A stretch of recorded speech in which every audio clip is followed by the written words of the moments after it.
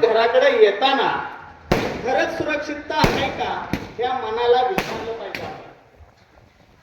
Police प्रशासन असू दे, गावातील कार्यकर्ते असू दे किंवा तालुक्यातील कार्यकर्ते, आपण एखाद्याकडे तक्रार कधी करतो की जी गोष्ट घडून गेल्यानंतर तक्रार करतो की असं झालेलं आहे.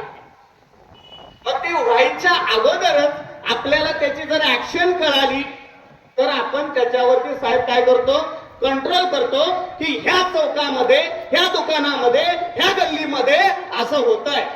मला 4 वेळेला दिसलेलं आहे. मला वाटतंय ना की माझ्यावर तुमचा विश्वास नाहीये.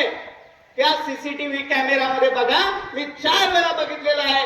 तुमचा माझ्यावर विश्वास असेल तर सीसीटीव्ही कॅमेरावर तर विश्वास असेल.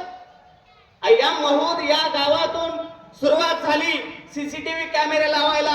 मी आज शब्द देतो, येत्या 3 ते 4 वर्षात सांगोला तालुक्यातील 106 गावामध्ये हे 5-6 योग्य सीसीटीव्ही कॅमेरे लावल्याशिवाय सोडणार नाही. आणि जो काय आर्थिक निधी आहे हे आपण या सगळ्यांच्या गावकऱ्यांच्या तालुक्यातल्या लोकांच्याकडून गोळा करून ही जी टीम राबवलेली आहे ही संपूर्ण तालुकाभर करू. हे का करायचं आहे?